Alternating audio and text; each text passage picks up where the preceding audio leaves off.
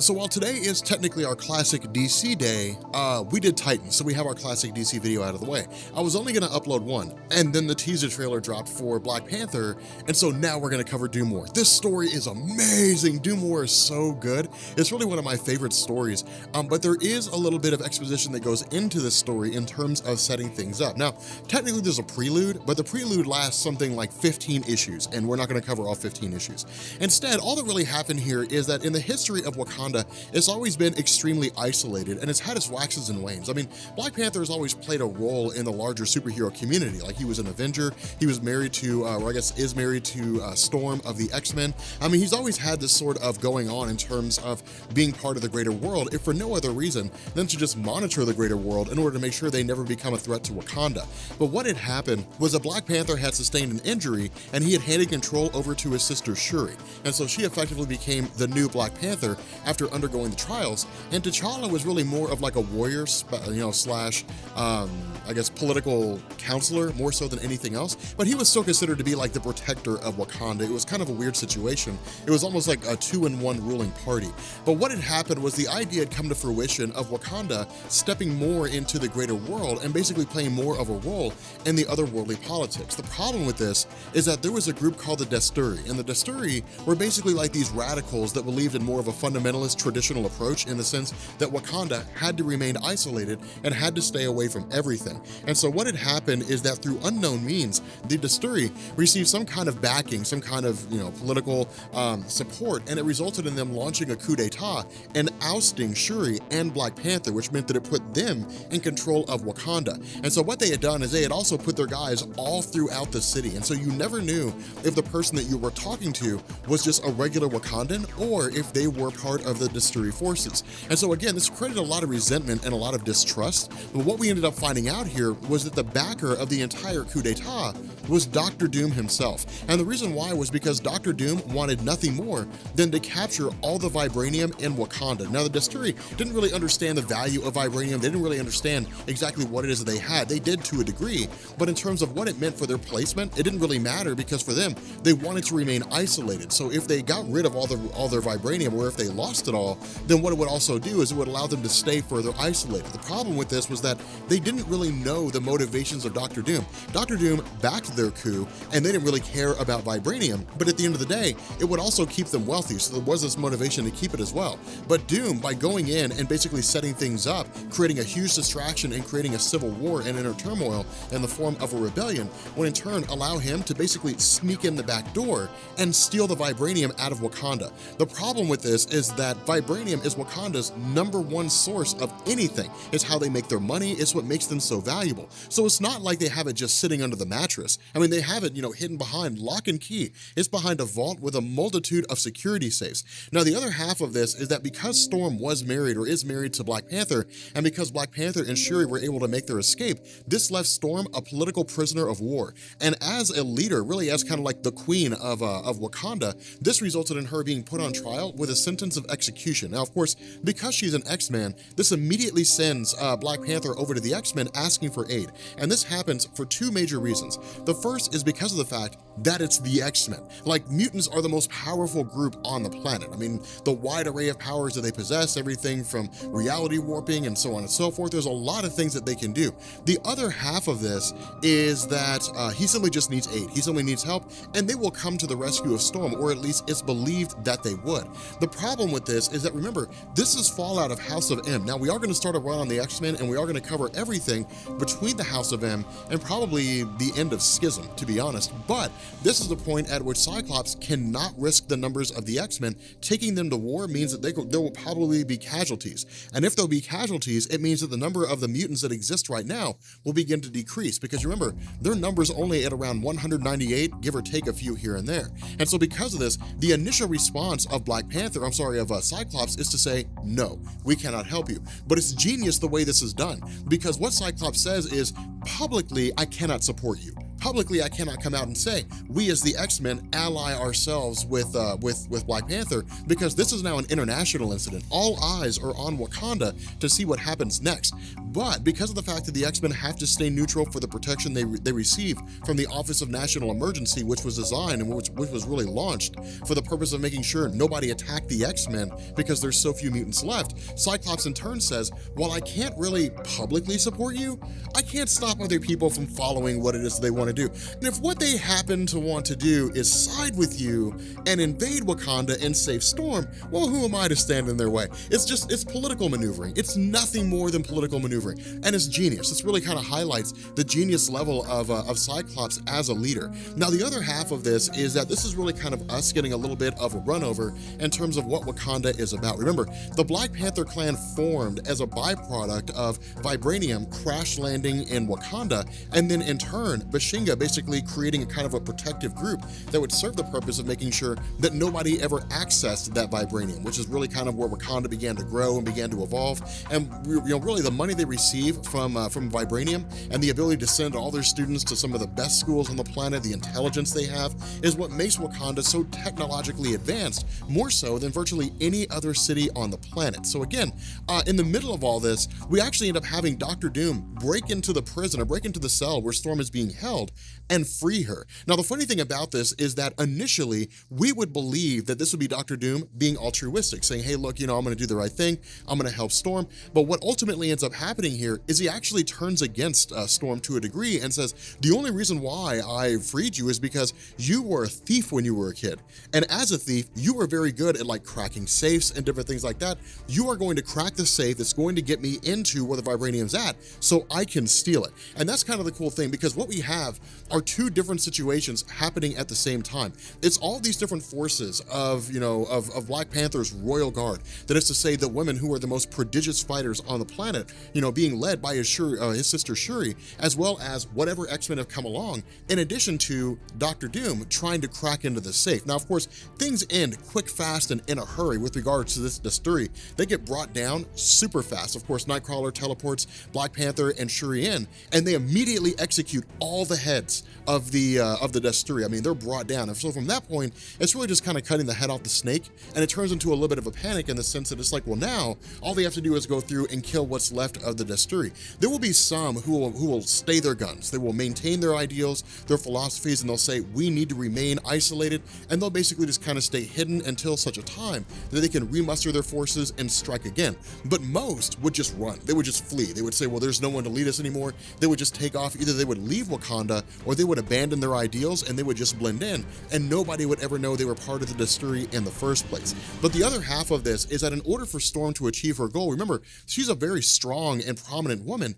Really, only the highest of threats would force her into a situation she doesn't want to be in, and that's exactly what Doom does. He takes the mother of Black Panther and says, I'm going to execute her if you do not open this safe. Not only that, not only will I kill her, I will come after your livelihood and the livelihood of anyone you've ever met, and I'll kill everybody in the city of Wakanda. I don't care. But what Dr. Doom has to gain is far more than what he would have to lose at the hands of all these different people who show up. And so at this point, with the Desturi having been defeated, it's now a war on two fronts. It's eliminating those individuals who were left, but it's also Black Panther trying to take out Dr. Doom. Now, this is kind of the cool thing about this, because with Black Panther, with T'Challa being so smart, it's not enough to just put locks. I mean, anybody can crack locks. With enough time, they can crack locks. Dr. Doom, if given enough time, would be able to open these. The last lock, so to speak, is basically something by purity, and it comes in the form of a riddle. It says, only through purity, unencumbered by pretense, may you pass. Now, on the surface, and even we as people would have no idea what that means. But remember, this is Victor Von Doom. He, Reed Richards, and Valeria Richards routinely, change place as the three most intelligent people on the planet. And, this combined with his knowledge of sorcery and magic and so on and so forth means it's only a matter of time before he figures out exactly what it is that he has to do. And so what ends up happening here is that by the time Black Panther arrives, Dr. Doom has Storm captive, gives Storm to Black Panther, disappears, and the Vibranium is gone, which begs the question, how did he get it? how did he access it? And so at this point, the other half of the equation is, okay, where did Dr. Doom go now? And this is when we basically start invoking the entirety of the superhero community, because remember, this is Dr. Doom. So the Fantastic Four are his most notable enemies, and it makes sense that T'Challa would go to the Fantastic Four, especially Reed Richards, and say, look, Dr. Doom stole all the Vibranium, we need to bring him down. Now keep in mind, the reason why Vibranium is so important is because of the fact that in addition to Wakanda being the only place where you can find Wakandan Vibranium, you can find it in the Arctic, but it's not nearly as capable. Vibranium from Wakanda amplifies magical energy, which means that those individuals who use magical power and who access Vibranium can amplify their own magical energy. Effectively, Dr. Doom can multiply his power tenfold. Now, in addition to this, something else to keep in mind is that we also have a guy named Walter Delkin, who's basically the broker. Now, this is not a new character. Back during the events of Civil War, one of the things that we had found out, and one of the reasons why it had happened, was because of the fact that there was the villain Nitro who had blown up Stamford, Connecticut, yada, yada, yada. But Walter Delkin was the head of a company called Damage Control Incorporated, which had a government contract to clean up cities after superheroes had engaged in conflicts with supervillains. What Delkin had done is he was basically going through and he was engineering conflicts between superheroes and villains for the purpose of securing an increase in government contracts. The more conflicts they were, the more he could bargain. He could say, well, things are worse now than they were before, so you should pay us more if you want us to start cleaning up these cities. Otherwise, we're not going to. And so again, it was really just greed that kind of got the better of him. But for the most part right now, he just serves as this sort of financial backer, or not really financial backer, kind of like a broker for Victor Von Doom, in the sense that he's the guy that kind of manages his money, decides where his money gets spent at, that kind of thing. But it's all designed to make sure that the money of Victor Von Doom never runs out. But what we end up finding out here is the way that Dr. Doom was able to access the Vibranium in the first place was that he appeared before the Panther god, Bast. And that's why this story's so cool, and that's why I wanted to cover it, because it literally hits every important mark of the Black Panther mythos in Marvel Comics. The Panther god Bast is the god, or even goddess, if that's how you want to interpret it, because as far as I'm aware, Bast is really kind of viewed as like a female, but as a god, it's male and female. It's however it wants to appear to any particular person. But Bast is the one that basically bestows the Black Panther with their power. So all the powers that T'Challa has, his enhanced speed, his agility, you know, all that kind of good stuff, it all comes from the Panther god. Now, of course, when a new Black Panther is chosen, they have to undergo a trial. They have to expose themselves. They have to step humbly before Bast in order to prove their intention, the fact that their goal is for the betterment of Wakanda and to make sure that his Vibranium is safeguarded. But with Victor Von Doom appearing before Bast, he does that exact same thing, but what he says is the world is rife with conflict. The world is rife with petty wars. The world is rife with people who squabble over nonsensical things. What I want to do is take the Vibranium, amplify my own power, secure my rule, and make sure that the world becomes stable. I'm going to impose my will on the world.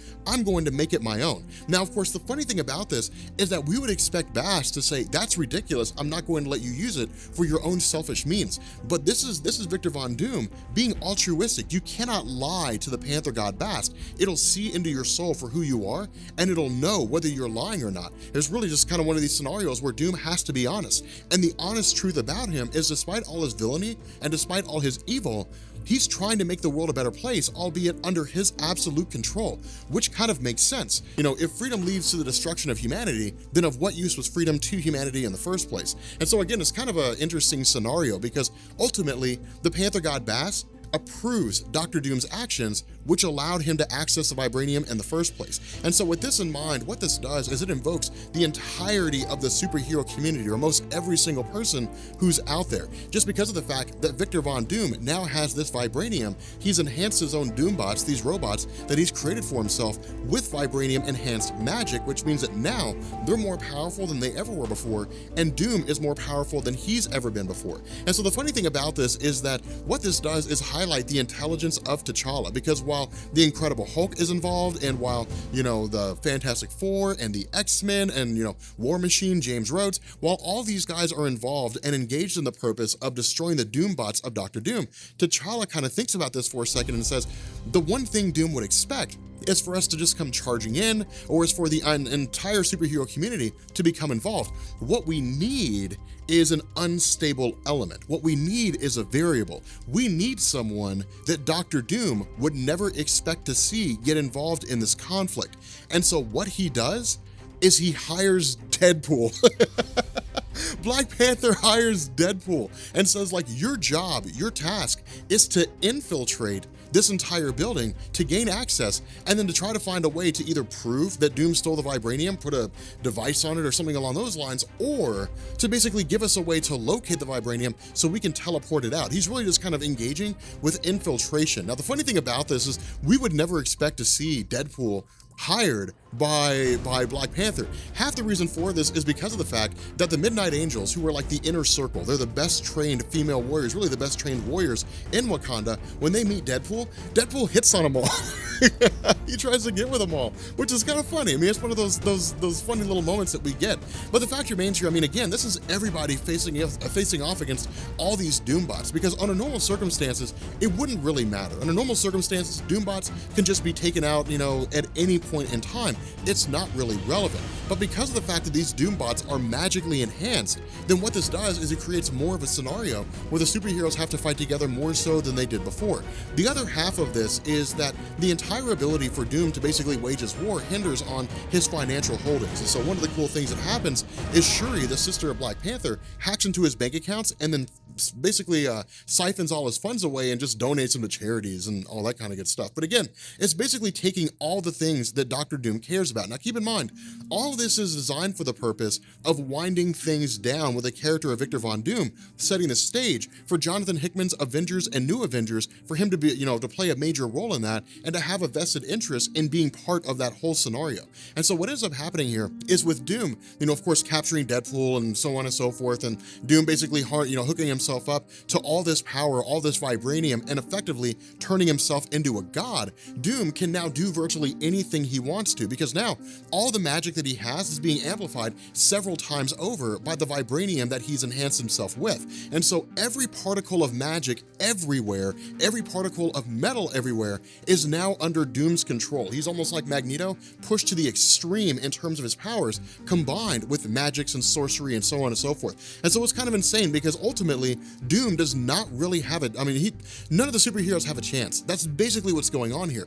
Whether they face off against Doom, whatever it is they do, it's all a stopgap measure. This conflict will go on only for so long, and their numbers will dwindle, people will be reduced down, there'll be nobody left, and every last one of them will be defeated. And so what ends up happening here is T'Challa does the only thing he can do in order to defeat Victor Von Doom. If Victor Von Doom is powered by vibranium, and the only way to defeat Victor Von Doom is to strip him of the vibranium, but Victor Von Doom is channeling the vibranium itself, then you have to destroy the source of its power. And that's what Black Panther does. He effectively renders all vibranium across the planet completely inert. He destroys his source of income. There's no more vibranium on the planet that's worth anything. Every ounce of vibranium across the world is just a chunk of metal. And so at this point, Dr. Doom has no basis for his power being as enhanced as it is. He just kind of reduced back to his normal self. And then at this point, that's really it. I mean, that's really all there is. There's just Dr. Doom, and he's just attained, you know, he's basically harnessed by the various superheroes of the world. Of course, he's warned by Shuri that if he ever comes back to Wakanda, they'll kill him, no questions asked. And then at that point, it's just kind of the rebuilding phase of Wakanda. And that's really it. I mean, that's really all there is to it. But again, you know, this basically set the stage for like Hickman's Avengers and New Avengers, with the idea of why it is that Black Panther, why Wakandan vibranium is gone, why Wakanda is scant broke. This sets the stage for why Shuri remains a Black Panther, because despite the fact that T'Challa saved his people, he almost betrayed them, because now their source of wealth is gone. All it is just Wakanda, and that's it. There's nothing more. And this is one of the reasons why it is that, of course, Black Panther ends up going with the Illuminati, you know, and trying to stop the incursions and so on and so forth. But in any event, guys, if you are new here to Comics Explain, make sure you guys hit the sub button to become part of the Rob Corps. If you guys enjoyed this video, make sure you drop a like. One of my favorite stories. I absolutely love Doomwar. It's super action-packed. It's not really one of those storytelling kind of things. It's just like, crazy things are happening. It's one of my favorite stories. But anyway, guys, we're gonna go ahead and bring this video to an end, and I will catch you all later. Peace.